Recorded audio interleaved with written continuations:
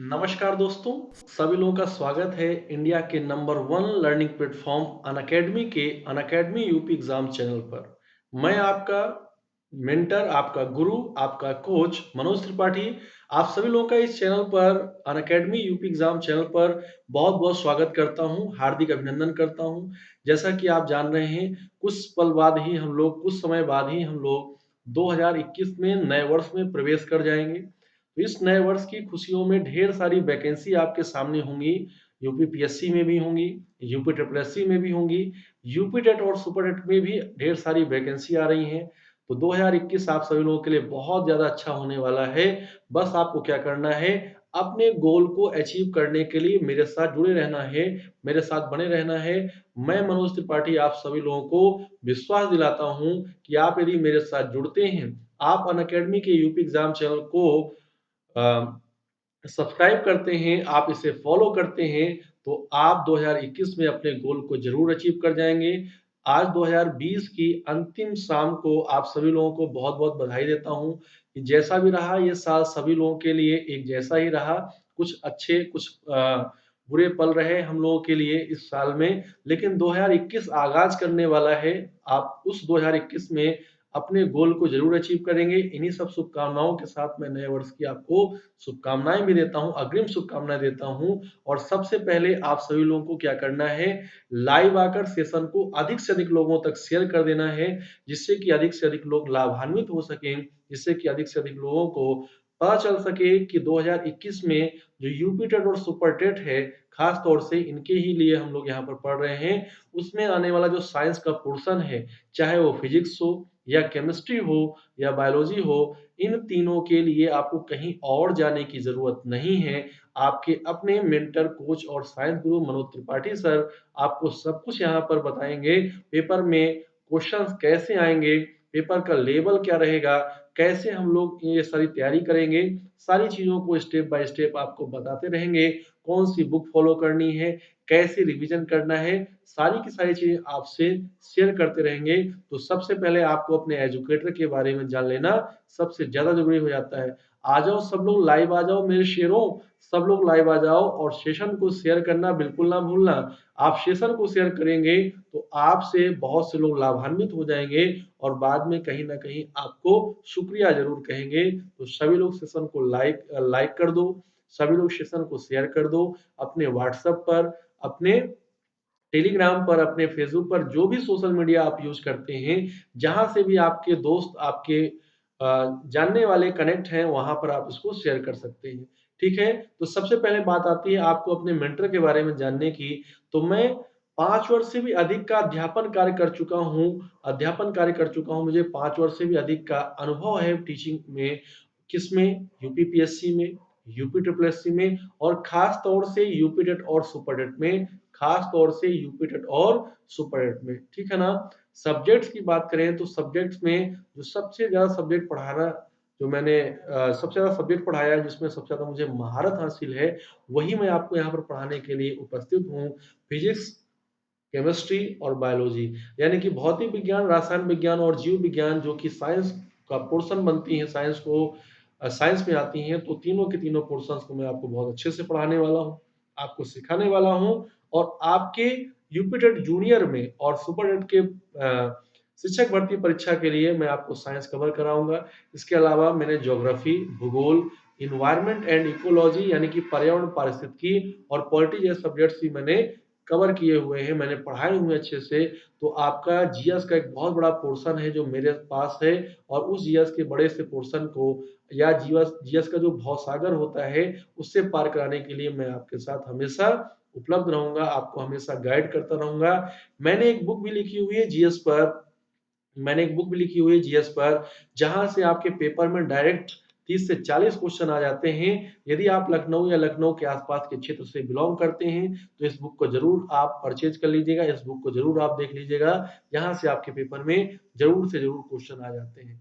Exams qualified की बात करूं, कौन कौन से एग्जाम्स मैंने क्रैक किए हैं, तो उसमें सबसे पहले है यूपीएलए आरओ, यानी कि उत्तर प्रदेश लेजिस्लेटिव असेंबली का review officer and assistant review officer. विधानसभा में समीक्षा अधिकारी और सहायक समीक्षा अधिकारी का एग्जाम।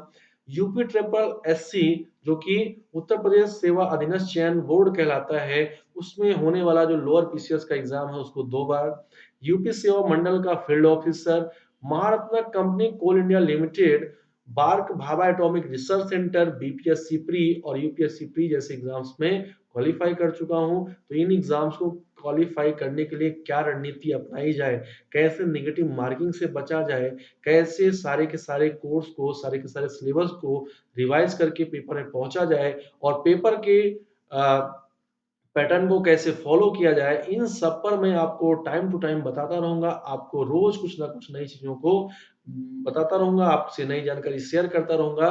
तो यहाँ से जो मैंने अनुभव प्राप्त किया, वो सब आपसे शेयर करके मैं आपके एग्ज़ाम्स को बहुत ज़्यादा ईज़ी बना दूँगा। बस आपको मुझे फॉलो करना है, ठीक है ना?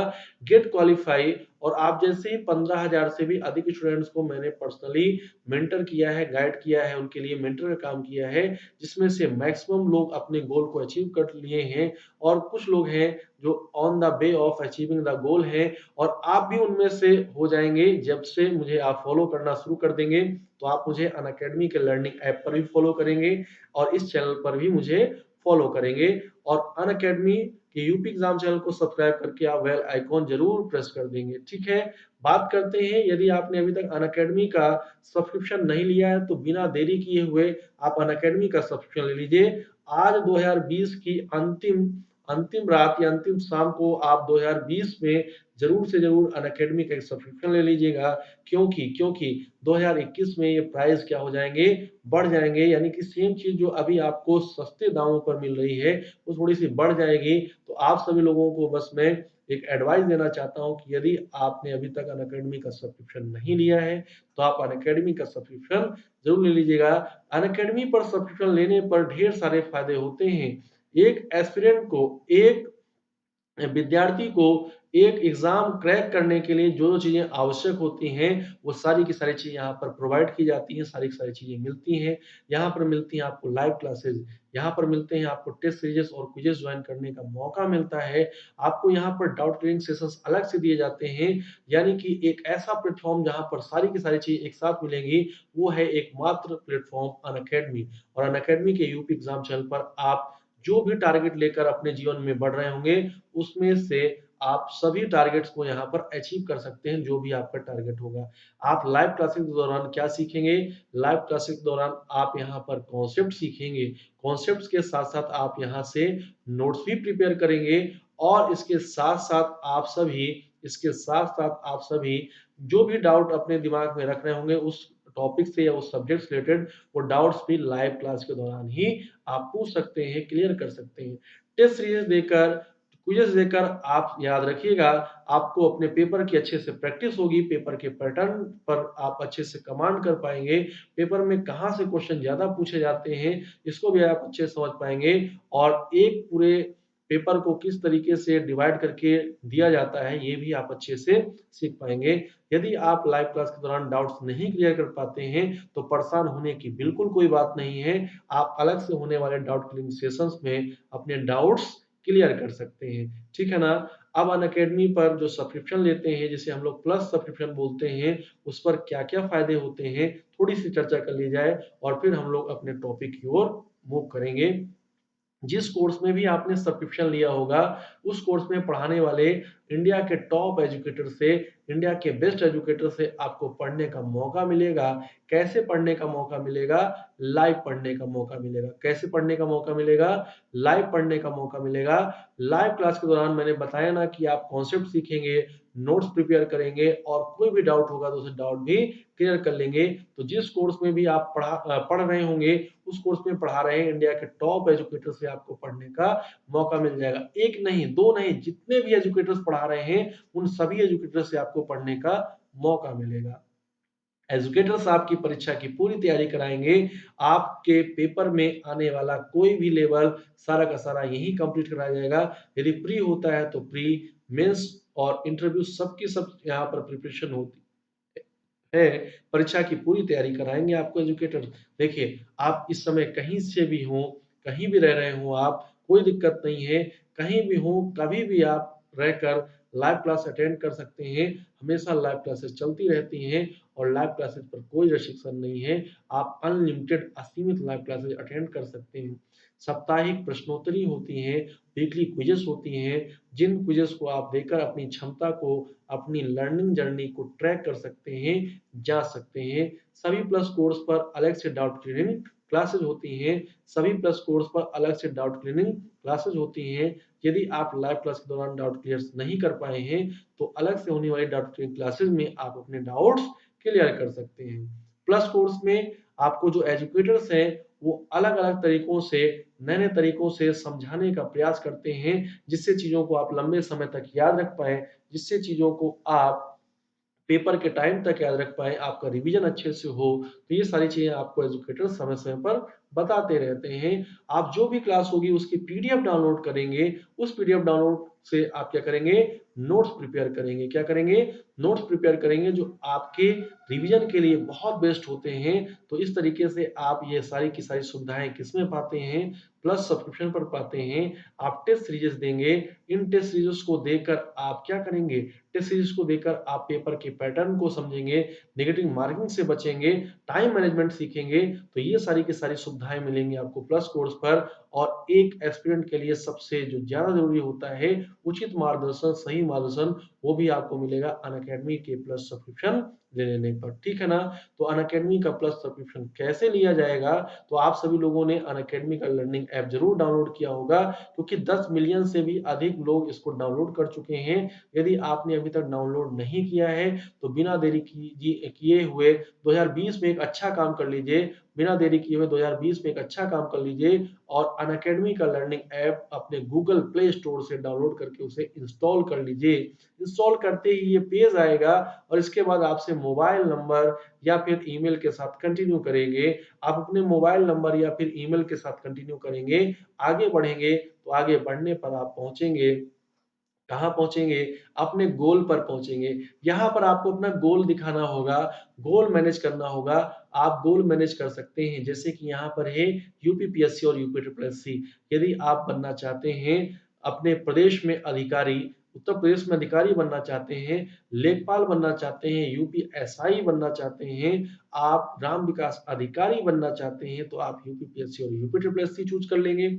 यदि आप शिक्षक बनना चाहते हैं, तो आप शिक्षक बनने के लिए पात्रता परीक्षा यूपी टेट और सीटेट यहाँ पर चूज़ करेंगे। इसे हम लोग बोलेंगे टीचर एलिजिबिलिटी टेस्ट और साथ ही साथ शिक्षक के लिए होने वाली जो परीक्षा है, सुपर टेट आप चूज़ करेंगे। यदि आप देश में अलग-अलग राज्यों में बनना चाहते हैं अधिकारी, तो यूपीएससी चूज़ करेंगे। यदि आप इंजीनियरिंग फील्ड से हैं, तो आईएएस या गेट चूज़ करेंगे। यदि आपका कोई भाई या बहन आईआईटी जेईई की तैयारी कर रहा हो या फिर डॉक्टर बनना चाहता हो, नीट की तैयारी कर रहा हो, तो उसके लिए भी यहाँ पर सब्सक्रिप्शन अवेलेबल है। और तो और यदि 6 से 12 तक की क्लासेस का भी कोई हो, तो उसके लिए भी यहाँ पर सब्सक्रिप्शन अवेलेबल है। एसएससी में, सीजीएल या फिर जेईई या फिर सीजीएल में अपना करियर बनाना चाहता हो, तो उसके लिए भी सब्सक्रिप्शन अवेलेबल है। यदि किसी भी स्टेट में अपना करियर बनाना चाहता है, तो स्टेट में होने वाले पीएससी एग्जाम्स के लिए भी यहाँ पर सब्सक्रिप्शन है। जैसे कि माना आपने यूपी पीएससी और यूपी ट्रिपल एससी चूज किया, यहाँ पर गेट सब्सक्रिप्शन करते ही 1 month, 3 month, 6 month, 12 month, 24 month जैसे ऑप्शंस खुल जाते हैं। और जैसे-जैसे आप आगे बढ़ते हैं, जैसे-जैसे आपका ड्यूरेशन बढ़ता है, वैसे-वैसे वैसे-वैसे क्या होता है, वैसे-वैसे इफेक्टिव प्राइस भी कम होता जाता है। 1 महीने के लिए ₹1400 पेमेंट करना होगा, 3 महीने के लिए ₹3500 पेमेंट करना होगा, ₹5600 करना होगा, 6 महीने के लिए यानी कि ₹933 में आप प्रति माह पढ़ सकते हैं। लेकिन देखिए ना, 1 साल में आपको केवल और केवल प्रति माह ₹583 के साथ केवल ₹7000 पेमेंट करना होगा। लेकिन अभी आप 1 साल के लिए ये समझिएगा, क्योंकि जो सबसे बेस्ट सब्सक्रिप्शन होता है वो 1 ईयर का होता है। और 1 ईयर के सब्सक्रिप्शन में 1 ईयर के सब्सक्रिप्शन में आप अपनी तैयारी को अच्छे से कर पाते हैं। आप हमेशा तैयारी के लिए 1 साल का समय लेकर आइए, 1 साल का समय दीजिए, अपने आप को समर्पित कर दीजिए 1 साल के लिए।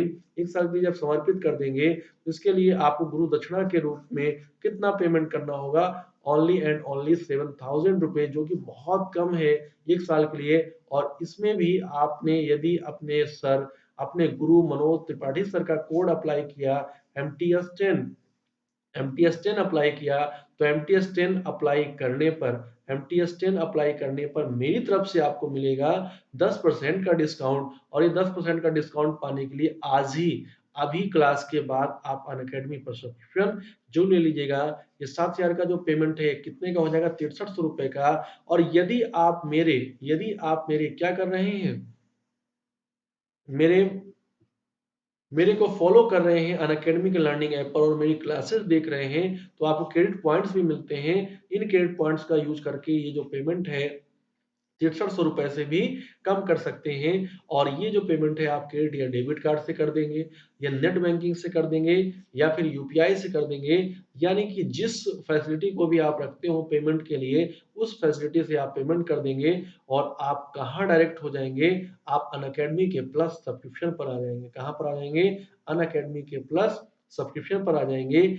यहाँ पर हम लोग मेनली बात कर रहे हैं यूपी टेट और सुपर टेट 2021 के लिए विज्ञान की, साइंस की बात कर रहे हैं। आप सभी लोगों को मुझे फॉलो करना है। यहाँ पर आपको मुझे फॉलो करना है अनअकैडमी के ऐप पर, और मुझे फॉलो करना है आपको कहाँ पर, मुझसे जुड़ जाना है टेलीग्राम चैनल पर। मेरा टेलीग्राम चैनल है Manoj sir @Unacademy. Manoj sir @Unacademy पर आप मुझे क्या करोगे, जुड़ जाओगे। और जब भी मेरी क्लासेस होंगी, चाहे वो यूट्यूब पर हो, चाहे वो स्पेशल हो, चाहे वो कहाँ पर हो, प्लस पर हो, आपको सभी का क्या मिलता रहेगा, सभी का नोटिफिकेशन मिलता रहेगा, सभी की इंफॉर्मेशन मिलती रहेगी।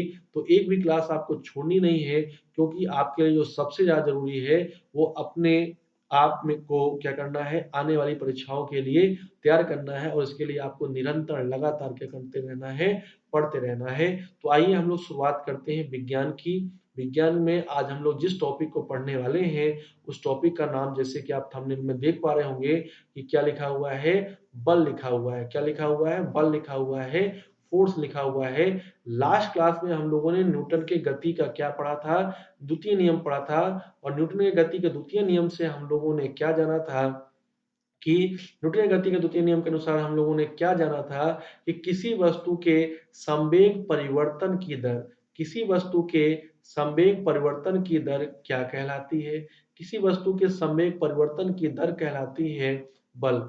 या ऐसे कहेंगे, किसी वस्तु में संवेग परिवर्तन की दर उस वस्तु पर आरोपित होने वाले बल के क्या होती है, अनुक्रमानुपाती होती है या समानुपाती होती है। ध्यान दीजिएगा सभी मेरे प्यारे बच्चों, इस बात को सब लोग नोट भी करते जाइएगा कि Newton second law of motion, Newton ने गति के द्वितीय नियम से किसी वस्तु में संवेग परिवर्तन की दर उस वस्तु पर आरोपित बल के अनुक्रमानुपाती होती है। और यहां से आपने एक बहुत ही इंपॉर्टेंट रिलेशन ड्रॉ किया था, F equals to M A. F equals to M A, यानी कि बल बराबर द्रव्यमान गुणे त्वरण।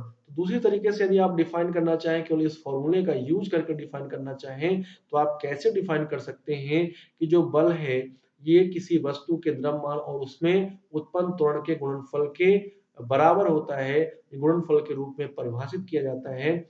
किसी वस्तु के द्रव्यमान एवं त्वरण के गुणनफल को उस वस्तु पर लगने वाले बल के रूप में क्या करते हैं, परिभाषित करते हैं। क्या करते हैं, परिभाषित करते हैं। और यदि आप सिंपल सी बात करें जो आप डेली लाइफ में उसको, ये तो फिजिक्स की भाषा में हो गई। यदि आप डेली लाइफ की भाषा में यूज करें तो बल क्या है, आप सिंपल तरीके से समझना कि बल एक बाह्य कारक है, एक एक्सटर्नल एजेंट है। बल एक क्या है, बाह्य कारक है। और ये जो बाह्य कारक है करता क्या है, ये बाह्य कारक ये करता क्या है, जो वस्तुएं हैं उनकी अवस्था में क्या करेगा, परिवर्तन कर सकता है। अवस्था को हम लोग इंग्लिश में क्या बोलते हैं, स्टेट बोलते हैं। और क्या कर सकता है, वस्तु की स्थिति में, पोजीशन में परिवर्तन कर सकता है। वस्तु की स्थिति के साथ साथ आकार में यानी कि साइज में और आकृति में भी परिवर्तन कर सकता है। तो अभी आप इसको देखिएगा, पूरा का पूरा क्लियर करते हैं।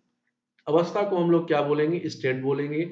स्थिति को हम लोग क्या बोलते हैं, पोजीशन बोलते हैं। क्या बोलते हैं, पोजीशन बोलते हैं। आकार को हम लोग क्या बोलेंगे, साइज बोलेंगे। और आकृति को हम लोग क्या बोलते हैं, शेप बोलते हैं। तो सुनिएगा ध्यान से कि बल क्या है, फोर्स क्या है। बल वह बाह्य कारक है, बल वह बाह्य कारक है जो किसी वस्तु की अवस्था में, या स्थिति में या आकार में या आकृति में परिवर्तन कर सकता है या परिवर्तन करने का क्या करता है, प्रयास करता है। मैं सारी चीजें यहाँ पर लिखे देता हूँ। बल वह बाह्य कारक है जो किसी वस्तु की अवस्था में, स्थिति में, आकार में या आकृति में परिवर्तन करता है। क्या करता है? परिवर्तन करता है। या फिर क्या कह सकते हैं हम लोग, परिवर्तन करता है या फिर कह सकते हैं परिवर्तन करने का प्रयास करता है। परिवर्तन करने का प्रयास करता है। सुन रहे हैं ना? परिवर्तन करने का प्रयास करता है। तो ये इसके लिए क्या हो जाता है, इंपॉर्टेंट लाइन हो जाती है। ये बल की नॉर्मल डेफिनेशन हो गई, जिसमें कि आप देखते हैं कि ऐसा होता है जब किसी वस्तु की अवस्था में, स्थिति में, आकार में, आकृति में परिवर्तन हो रहा होता है, तो कोई ना कोई बाह्य कारक होता है जो ऐसा कर रहा होता है। यहाँ पर उस बाह्य कारक को हम लोग क्या कहते हैं? बल कहते हैं। जैसे कि आप समझिएगा कि आपने क्या किया, रबड़ तो आपने सभी ने देखी होगी। रबड़ को आपने क्या किया, रबड़ को आपने खींचा, रबड़ को आपने खींचा तो क्या होगा, उसके आकार में परिवर्तन होगा कि नहीं होगा? उसके आकार में परिवर्तन होगा। तो यहाँ पर जो परिवर्तन करने वाला जो बाह्य कारक है वो कौन है? बल है। और ये कैसा बल है? ये रबड़ पर लगने वाला तनाव बल है। रबड़ पर लगने वाला कौन सा है? तनाव बल है ना? तनाव बल है, जिसको हम लोग क्या कहते हैं? टेंशन कहते हैं। तो रबड़ को दोनों सिरों पर खींचने पर जो तनाव उत्पन्न होता है वो भी एक बल का ही तो रूप है। और दूसरा देखिएगा, आपने क्या किया, किसी ऐसी वस्तु पर बल लगाया जो वस्तु कैसी है? फ्लेक्सिबल है। तो वस्तु के आकार और आकृति में क्या हो जाता है? परिवर्तन हो सकता है। और ऐसा भी कभी कभी होता है, जैसे मान लीजिए आप दीवार पर बल लगा रहे हैं, तो ना तो दीवार की अवस्था बदलेगी, ना ही दीवार को आप क्या कर पाएंगे? खिसका पाएंगे। ना ही उसके आकार में परिवर्तन होगा और ना ही उसकी आकृति में परिवर्तन होगा। तो वो भी बल है, क्योंकि ये परिवर्तन करने क्या कर रहा है? प्रयास कर रहा है। बोलिए इतनी बात क्लियर है? तो यदि बल को आप डिफाइन करेंगे फिजिक्स की लैंग्वेज में, तो आप कहेंगे किसी वस्तु में संवेग परिवर्तन की दर उस वस्तु पर आरोपित बल के अनुक्रमानुपाती होती है, जिससे कि आया है F इक्वल्स टू ma, यानी कि बल बराबर द्रव्यमान गुणे त्वरण आया है। बल बराबर द्रव्यमान गुणे त्वरण आया है। कर लेंगे? इतना सब लोग कर लेंगे ना? सब लोग कर लेंगे, क्योंकि सब लोग होशियार हो गए हैं। सब लोगों को मैंने बहुत अच्छे से पढ़ा दिया है। सब लोग चीजों को जानने लगे हैं। अब देखिए, बात की जाती है कि जो बल है, फोर्स है, ये कैसी राशि है? तो सब लोग जानते हैं, हम लोग पढ़े हैं सदिश और अदिश राशियों में, बल एक सदिश राशि है, यानी कि वेक्टर क्वांटिटी है। बल कैसी राशि है? सदिश राशि है। बल एक सदिश राशि है। और ध्यान दीजिएगा कि बल का मात्रक पूछा जाए तो बल के दो मात्रक हैं जो हम लोगों को याद रखने हैं। बल के दो मात्रक हैं जो हम लोग को याद रखने हैं। एक है एसआई, या फिर जो एसआई है एमकेएस का ही एक्सटेंशन है। तो एसआई मात्रक बोले या एमकेएस मात्रक बोले, ये कौन हो जाता है? तो मात्रक में जो सबसे ज्यादा फेमस मात्रक है वो एसआई या एमकेएस मात्रक होता है। देखिए, बल का मात्रक निकालना है तो हमको द्रव्यमान का मात्रक पता होना चाहिए, पता है केजी। एक्सीलरेशन यानी त्वरण का मात्रक भी हमें पता है, मीटर पर सेकंड स्क्वायर। तो केजी मीटर पर सेकंड स्क्वायर एक किसका मात्रक हो जाता है? बल का मात्रक हो जाता है। और इसी को क्या कहा जाता है? न्यूटन कहा जाता है। इसी क्या कहा जाता है? न्यूटन कहा जाता है, क्योंकि न्यूटन ने कहा कि मैंने इतना अच्छे से मेहनत करके, इतना कड़ी मेहनत करके क्या किया है? बल की परिभाषा को दिया है। तो क्या आप इसको मेरा नाम नहीं दोगे? बिल्कुल नाम देंगे। केजी मीटर पर सेकंड स्क्वायर। केजी मीटर पर सेकंड स्क्वायर ये क्या हो जाता है? एक न्यूटन के बराबर हो जाता है। एक न्यूटन बराबर एक केजी मीटर पर सेकंड स्क्वायर हो जाता है। केजी का मतलब ये क्या है? द्रव्यमान। और मीटर पर सेकंड स्क्वायर का मतलब क्या है? ये त्वरण है। और आप अच्छे से जानते हैं, आप अच्छे से जानते हैं कि जो ये न्यूटन है, इसको परिभाषित करने का तरीका क्या है कि एक न्यूटन वह बल है, क्योंकि बल का ही तो है मात्रक। एक न्यूटन वह बल है जो 1 किलोग्राम द्रव्यमान की वस्तु पर आरोपित करने पर उसमें 1 मीटर पर सेकंड स्क्वायर का क्या उत्पन्न करता है? त्वरण उत्पन्न करता है। या दूसरे तरीके से हम लोग यूज कर सकते हैं, इस लैंग्वेज को हम लोग दूसरे तरीके से इस परिभाषा को बता सकते हैं। 1 किलोग्राम द्रव्यमान की वस्तु पर, 1 किलोग्राम द्रव्यमान की वस्तु पर 1 मीटर पर सेकंड स्क्वायर का बल लगाने पर, 1 मीटर पर सेकंड स्क्वायर का त्वरण उत्पन्न करने के लिए लगाया गया आवश्यक बल क्या कहलाता है? एक न्यूटन कहलाता है। तो 1 किलोग्राम द्रव्यमान की वस्तु पर 1 मीटर पर सेकंड स्क्वायर का त्वरण उत्पन्न करने के लिए आवश्यक बल क्या कहलाता है? न्यूटन कहलाता है, 1 न्यूटन कहलाता है। अब हम लोग बल के सीजीएस मात्रक की बात करेंगे। किसकी बात करेंगे? बल का सीजीएस मात्रक। बल का सीजीएस मात्रक या हम लोग कहेंगे फ्रेंच पद्धति का मात्रक, या फिर हम लोग कहेंगे फ्रांसीसी प्रणाली में मात्रक क्या होता है। तो आप जानते हैं सीजीएस में हम लोग द्रव्यमान का मात्रक क्या लेते हैं? ग्राम लेते हैं। और मीटर की जगह पर हम लोग क्या यूज करते हैं? सेंटीमीटर यूज करते हैं। और वैसे सेकंड लिखते हैं तो बल का मात्रक यहाँ पर क्या हो जाता है? ग्राम सेंटीमीटर सेकंड स्क्वायर हो जाता है। और इसी को क्या कहा जाने लगता है? डाइन कहा जाने लगता है। क्या कहा जाने लगता है? डाइन कहा जाने लगता है। तो यदि आपसे पूछा जाए कि डाइन किसका मात्रक है, तो आप कहिएगा कि बल का मात्रक है। और यदि आपसे और अच्छे से पूछे बल का कैसा मात्रक है, तो आप कहेंगे बल का सीजीएस मात्रक है। क्या कौन सा मात्रक है? बल का सीजीएस मात्रक है। आप सब लोग बताइए, क्या इतनी बात आप सभी लोगों को समझ में आ गई? यदि इतनी बात समझ में आ गई है, तो अब हम लोग एक बहुत ही इंपॉर्टेंट कंक्लूजन करने जा रहे हैं। क्या करने जा रहे हैं? न्यूटन एवं डाइन में संबंध। न्यूटन एवं डाइन में संबंध स्थापित करना है हमको। न्यूटन एवं डाइन में संबंध, है ना? न्यूटन एवं डाइन में क्या करना है? संबंध स्थापित करना है। न्यूटन एवं डाइन में संबंध स्थापित करना है। कर लेंगे। और कैसे कर लेंगे, इस पर भी हम लोग चर्चा करते हैं।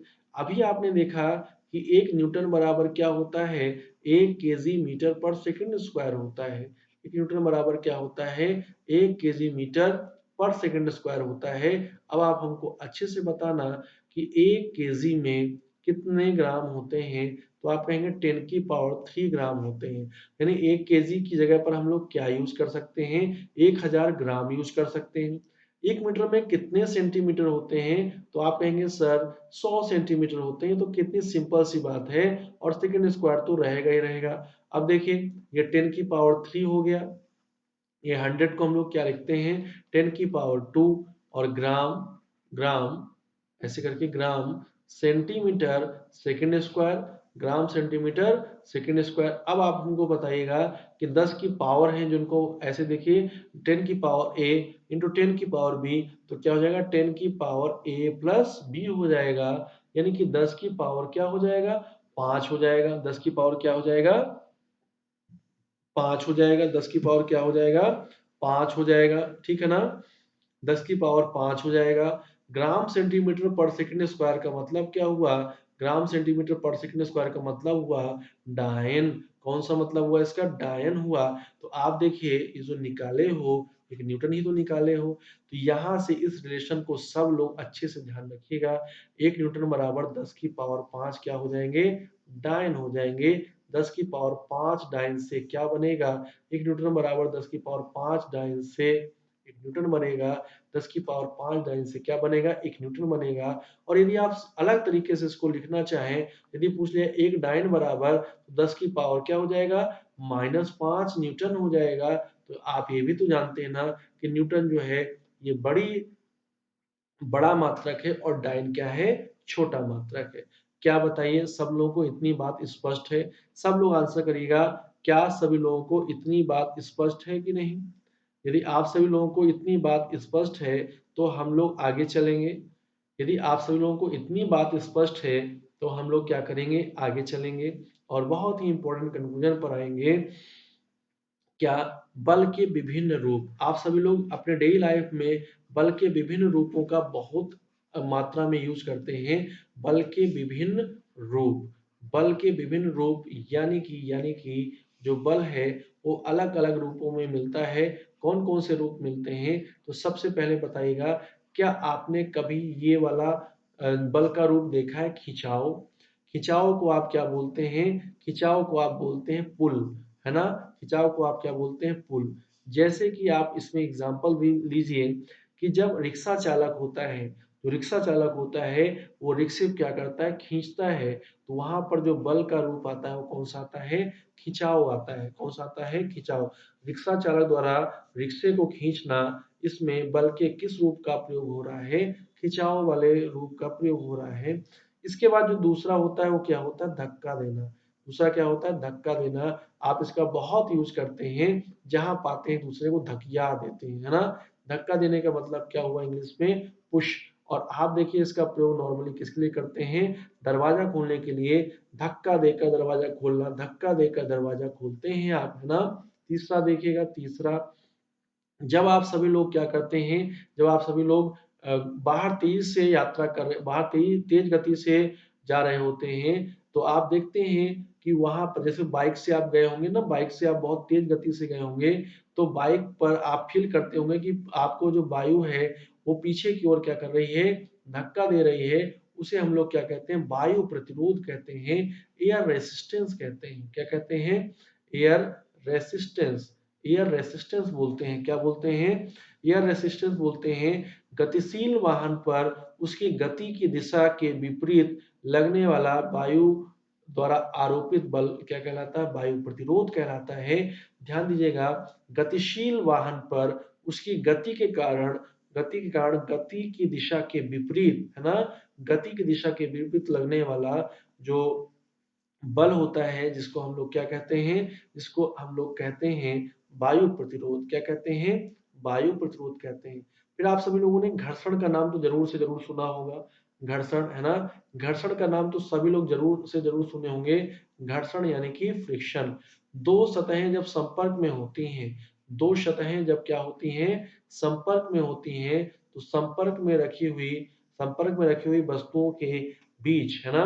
क्या संपर्क में स्थित सतहों के बीच लगने वाला जो घर्षण बल होता है, जो बल होता है, जो वस्तु की रिलेटिव मोशन के लिए, या फिर हम लोग कह सकते हैं रिलेटिव को आप बोलेंगे सापेक्षिक गति के विरोध करता है, उसे हम लोग क्या कहते हैं? घर्षण कहते हैं। क्या कहते हैं? घर्षण कहते हैं। और फिर आपने इसका भी नाम सुना होगा तनाव, टेंशन। जैसे अभी रस्सी है, रस्सी को आप खींचेंगे, तो रस्सी को खींचने पर क्या होगा? उसमें तनाव उत्पन्न होगा।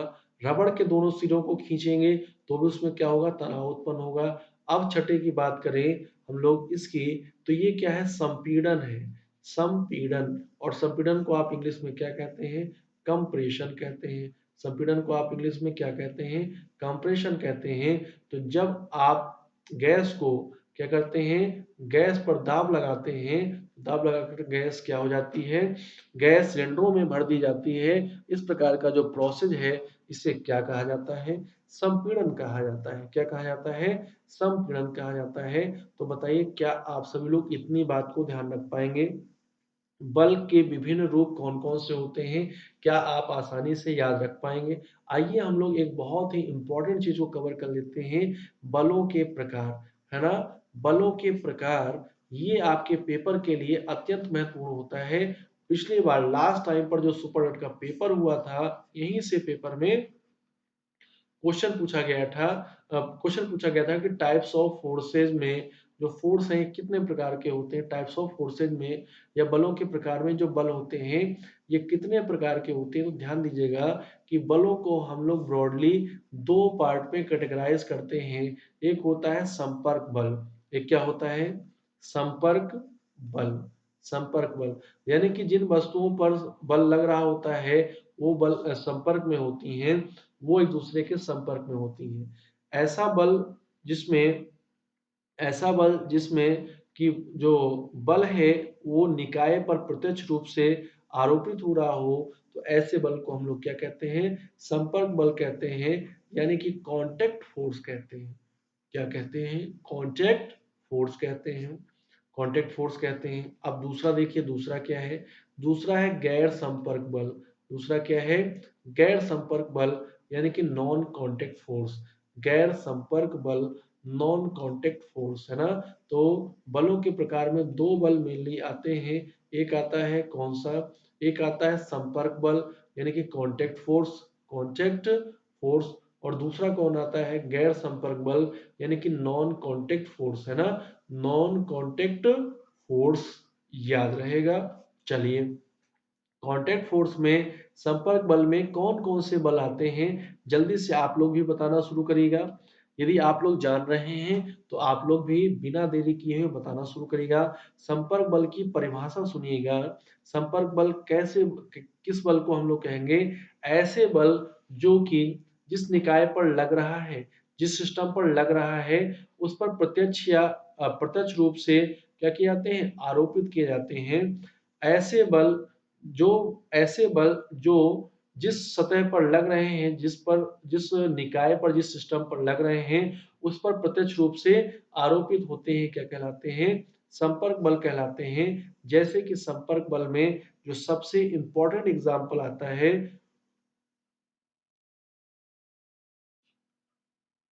वो किसका आता है, घर्षण बल का आता है, जिसको आप क्या कहते हैं, फ्रिक्शनल फोर्स कहते हैं। क्या कहते हैं, फ्रिक्शनल फोर्स कहते हैं। इसके बाद दूसरा बल कौन आता है, तनाव बल आता है। कौन आता है, तनाव बल आता है। तीसरा बल कौन सा आता है, तीसरा बल इसी में होता है स्प्रिंग बल। तीसरा बल कौन सा होता है, स्प्रिंग बल होता है, स्प्रिंग फोर्स होता है, स्प्रिंग बल। चौथा बल कौन सा होता है, चौथा बल होता है लंबवत बल। चौथा बल कौन सा होता है, लंबवत बल। तो ये जो बल हैं, ये सब कैसे हैं, संपर्क बल हैं। और एक होता है पेशीय बल। एक क्या होता है, मस्कुलर फोर्स, पेशीय बल। ये सब ऐसे बल हैं जो जिस वस्तु पर या जिस सतह पर आरोपित होते हैं, वो प्रत्यक्ष रूप से लगते हैं। किस पर लगते हैं, प्रत्यक्ष रूप से लगते हैं। और जो गैर संपर्क बल हैं, ऐसे बल जो क्या होंगे, ऐसे बल जो कि एक दूसरे से या जिस निकाय पर लग रहे होंगे उससे संपर्क में नहीं होंगे। तो सबसे बेस्ट आता है इसमें गुरुत्वाकर्षण बल, जिसको आप क्या कहते हैं, ग्रेविटेशनल फोर्स। तो ऐसे बल जो एक वस्तु पर या किसी पिंड पर लग रहे होंगे, जिससे कि दूसरे वस्तु का उस पिंड या उस सतह से कोई मतलब नहीं होगा, कोई भी संपर्क नहीं होगा। ऐसे बल जो किसी एक पिंड पर इस प्रकार से लगे कि अन्य पिंड का प्रत्यक्ष या अप्रत्यक्ष रूप से उससे संपर्क ना हो, तो ऐसे बलों को हम लोग क्या कहते हैं, गैर संपर्क बल कहते हैं, या गुरुत्वाकर्षण बल कहते हैं। दूसरा जो बल है वो टाइप है विद्युत चुंबकीय बल। कौन सा बल है, विद्युत चुंबकीय बल। दूसरा बल कौन सा है, बोलो फटाक से। दूसरा बल है विद्युत चुंबकीय बल। ध्यान रहेगा, विद्युत चुंबकीय बल यानी कि इलेक्ट्रोमैग्नेटिक फोर्स। विद्युत चुंबकीय बल, इलेक्ट्रोमैग्नेटिक फोर्स। नेक्स्ट बताइएगा, नेक्स्ट बताइएगा, नेक्स्ट। नेक्स्ट है नेक्स्ट है प्रबल नाभिकीय बल। कौन सा बल है, प्रबल नाभिकीय बल यानी कि स्ट्रॉन्ग न्यूक्लियर फोर्स। प्रबल नाभिकीय बल यानी कि स्ट्रॉन्ग न्यूक्लियर फोर्स, प्रबल नाभिकीय बल। और लास्ट में क्या है, लास्ट में क्या है बच्चों, लास्ट में है दुर्बल यानी कि वीक, दुर्बल नाभिकीय बल। आपके पेपर में यहीं से पिछले बार क्वेश्चन आया था। और जो प्रकृति में पाए जाने वाले जो सभी प्रकार के बल हैं, वो केवल 4 प्रकार के हैं। तो प्रकृति में मुख्यतः कितने प्रकार के बल मिलते हैं, 4 प्रकार के बल मिलते हैं। एक कौन सा है, गुरुत्वाकर्षण बल है। दूसरा कौन सा है, विद्युत चुंबकीय बल है। तीसरा कौन सा है, प्रबल नाभिकीय बल है। और चौथा कौन सा है, दुर्बल नाभिकीय बल। हम लोग इन्हीं बलों के बारे में अच्छे से डिटेल्ड स्टडी करते हैं, क्योंकि यहीं से आपके पेपर में क्वेश्चन पूछे जाने की क्या होती हैं, संभावनाएं होती हैं। तो आप इसको अच्छे से पढ़ेंगे, अच्छे से समझेंगे। ये हम लोग पढ़ेंगे आने वाली अपनी नेक्स्ट क्लास में, क्योंकि 2020 जा रहा है। थोड़ा सा आप सभी लोगों को भी इसको थोड़ा सेलिब्रेट करना होगा, और 2021 के लिए सभी लोगों को तैयार होना है। तो आप सभी लोग आज के लिए बस इतना ही रखिए, और ऐसे ही आप मेरे साथ बने रहिएगा। मैं आपके सभी टॉपिक धीरे धीरे एक एक करके ऑर्डर में करके सारी की सारी चीजें आप क्या करता रहूंगा, कवर कराता रहूंगा। तो आप सभी लोगों का बहुत बहुत धन्यवाद, आप सभी लोगों का बहुत बहुत धन्यवाद। और मेरी क्लास में ऐसे ही आप सभी लोग बने रहिए, और मेरे कोड MTS10 का अभी क्लास के एंड होने पर इस्तेमाल करिएगा, जिससे कि मेरी तरफ से आपको मिल जाएगा 10% का डिस्काउंट। और 2020 में रहकर आप जो पुराने प्राइस हैं, उन्हीं प्राइस पर आप उस चीज को प्राप्त कर सकते हैं।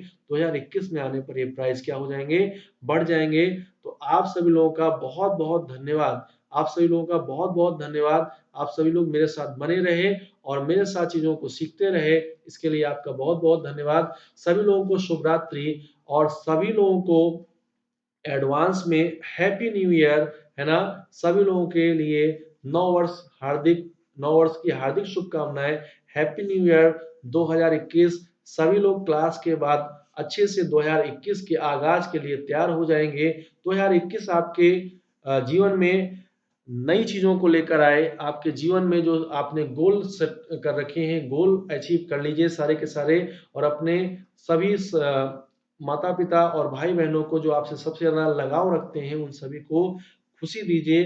तो इन्हीं सब शुभकामनाओं के साथ मैं आज की क्लास को समाप्त करता हूँ। सभी लोगों का बहुत बहुत धन्यवाद। सभी लोगों को बहुत बहुत शुभकामनाएं नौ वर्ष की। हैप्पी न्यू ईयर 2021 एक बार फिर से। गुड नाइट दोस्तों। फिर मिलेंगे हम लोग एक बहुत ही एनर्जी के साथ, बहुत ही अच्छी क्लासेस के साथ 2021 में मिलेंगे। तब तक के लिए सभी लोगों का धन्यवाद। Thank you, thank you, thank you.